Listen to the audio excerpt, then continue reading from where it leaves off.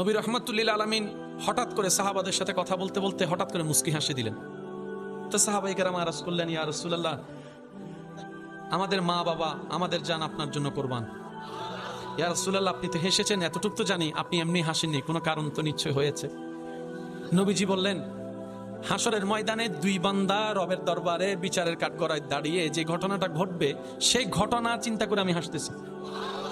এখনো হাসর হয়? বলেন না, এখনো হাসর হয়? ওই ঘটনা চিন্তা করে আমি হাসছি। সাহাবায়ে কেরাম আরজ করলেন, ইয়া রাসূলুল্লাহ, যদি আমরাও শুনতাম কি ঘটনার কথা, আমরা তো জানি না। নবীজি বললেন, এক ভাই আরেক ভাইয়ের বিপক্ষে আল্লাহর দরবারে হাসরের ময়দানে নালিশ আটকায় ফেলবে যে আল্লাহ, আমি তার কাছে কিছু পাওনা আছি, কিন্তু রবের মর্জি হচ্ছে দোনোজনকে জান্নাতে দেওয়া। রবের চাওয়া হচ্ছে দোনোজনকে জান্নাতে দেওয়া। তো যিনি আহকামুল হাকিমিন, তিনি তো ন্যায় বিচারক, কখনো আইন ভঙ্গ করতে পারে, কিন্তু রবের চাওয়া দোনোজন বান্দাকে জান্নাতে দেওয়া, কিন্তু তারা দোনোজন নিজের কর্মের কারণে আটকে গেছে। এই বান্দা বলে, আল্লাহ সে জান্নাত যেন না পায়। রব বলবে, কেন? আমি তার কাছে পাওনা আছি।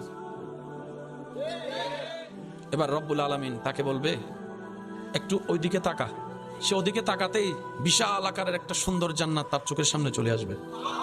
সে জান্নাতের সৌন্দর্য দেখে এমন মুগ্ধ হবে, রবের দরবার আরজ করবে, ইয়া রাব্বাল আলামিন, এত সুন্দর জান্নাত, এত সুন্দর ঘরটা কি কোনো নবী রাসূলের জন্য, কোনো সাহাবার জন্য, কোনো মুজাহিদের জন্য, কোনো শহীদের জন্য? আল্লাহ কার জন্য এমন ঘর?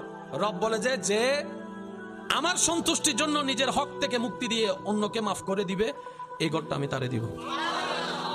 এবার রব বলে যে, তুই কি জান্নাত নিবি নাকি তার হিসাব নিবি? তুই কো।